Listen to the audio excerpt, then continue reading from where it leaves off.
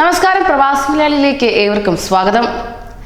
യുഎഇയിൽ ആദ്യമായാണ് ഇത്തരം സംഭവം നടക്കുന്നത് തന്നെ. ആംബുലൻസ് എത്തിയില്ല എന്നത് യാദൃച്ഛികം തന്നെയാണ്.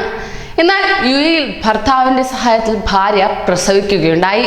പ്രസവ വേദന അനുഭവിച്ചിരുന്ന ആശുപത്രിയിൽ എത്തിക്കാൻ കഴിയാത്ത ഭാര്യയെ ഭർത്താവ് അജ്മാനിലെ അവരുടെ വീട്ടിൽ വെച്ച് കുഞ്ഞിനെ പ്രസവിക്കാൻ സഹായിച്ചു.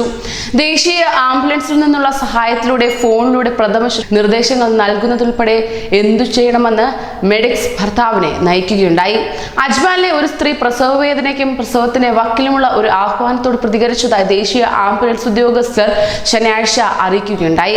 കഴിഞ്ഞ വ്യാഴാഴ്ച രാവിലെ 6:47 ദേശീയ ആംബുലൻസ് കമ്മ്യൂണിക്കേഷൻ സെന്ററിന്, അതായത് ACC, കോൾ ലഭിച്ചത്.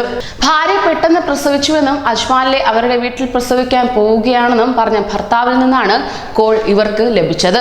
കുഞ്ഞിന്റെ തല ഇതിനോടകം തന്നെ പുറത്തു വന്നിട്ടുണ്ടെന്നും അത് കാണാമെന്നും ആ മനുഷ്യൻ പറയുകയും ചെയ്തു. അതേസമയം അമ്മയെയും കുഞ്ഞിനെയും സുഗമമായി കൈമാറുന്നത് ഉറപ്പുവരുത്തുന്നതിനും അവരുടെ വരവിന് ശേഷം അവർക്ക് ഉചിതമായ വൈദ്യസഹായം നൽകുന്നതിനുമായി സംഘം ആശുപത്രിയുടെ അത്യാഹിത വിഭാഗത്തെ അറിയിക്കുകയും ചെയ്തു. അങ്ങനെ കോൾ ടേക്കർ ഭർത്താവുമായി ഫോണിൽ സംസാരിക്കുകയും ആംബുലൻസ് ജീവനക്കാർ വരുന്നതുവരെ ഭാര്യയുടെയും കുഞ്ഞിന്റെയും സുരക്ഷ ഉറപ്പാക്കാനും സഹായിക്കുന്നതിന് പ്രാഥമിക ചികിത്സാ നിർദ്ദേശങ്ങൾ നൽകാൻ തുടങ്ങിയിരുന്നു. ഭാര്യയ്ക്ക് ആശുപത്രിയിലെത്താൻ കാത്തിരിക്കാനാവില്ലെന്നും കോൾ ലഭിച്ച് ഏതാനും മിനിറ്റുകൾക്ക് ശേഷം അമ്മ ഭർത്താവിന്റെ സഹായത്തോടെ കുഞ്ഞിനെ പ്രസവിച്ചുവെന്നും ദേശീയ ആംബുലൻസ് അധികൃതർ പറഞ്ഞു.